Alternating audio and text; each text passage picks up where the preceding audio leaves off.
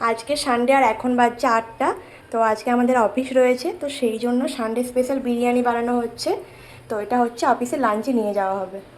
আর আমি ওইদিকে রেডি হয়ে গেছি অফিস যাওয়ার জন্য। তো এখন সকালের ব্রেকফাস্টটা করে নেব, তো তারপর অফিস বেরিয়ে যাব। তো এখন বিরিয়ানিটা কাটা হচ্ছে, কীরকম হয়েছে দেখা যাক। তো আজকে শুধু হয়েছে ডিম বিরিয়ানি, ডিম আর আলু দিয়ে বিরিয়ানিটা বানানো হয়েছে। আর এখানে প্রসাদের জন্য সব টিফিন বক্সগুলো রেডি হয়ে গেছে।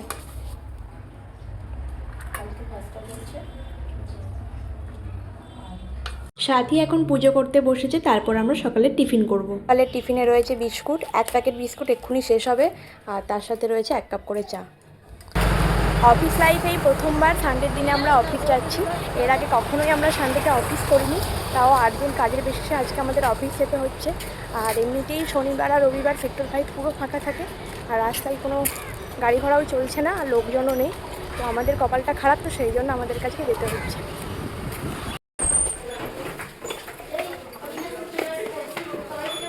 আজকে উত্তমদার জন্মদিন, তো সেই জন্য উত্তমদা সবাইকে খিচুড়ি এনে খাওয়াচ্ছে।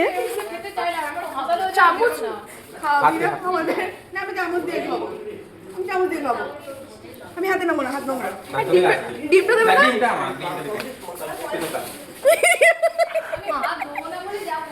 যেটা করবি না, ডুববে না।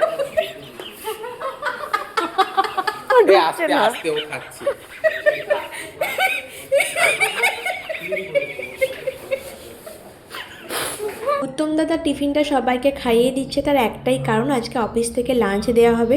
তো সেই জন্য টিফিনটা সবার সাথে শেয়ার করে নিচ্ছে। তার উপর আমরাও আজকে বিরিয়ানি বানিয়ে এনেছি। আজকে সানডে, তাই আমরা অফিসে কাজ করছি বলে অফিস থেকে আজকে আমাদেরকে বিরিয়ানি ট্রিট দেওয়া হচ্ছে।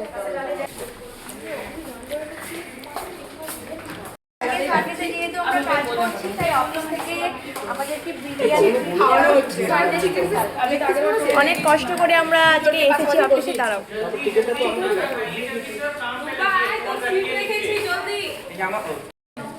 কি ভালো লাগছে বল।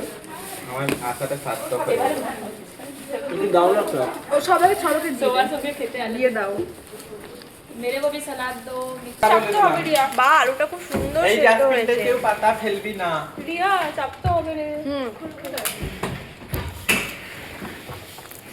এরকম যদি তিলের দেওয়া টিট বিরিয়ানি কেমন হয়েছে? কি বল। আমরা এখন সবাই মিলে টি ব্রেকে বেরিয়েছি। ভালো লাগে ওটাতে।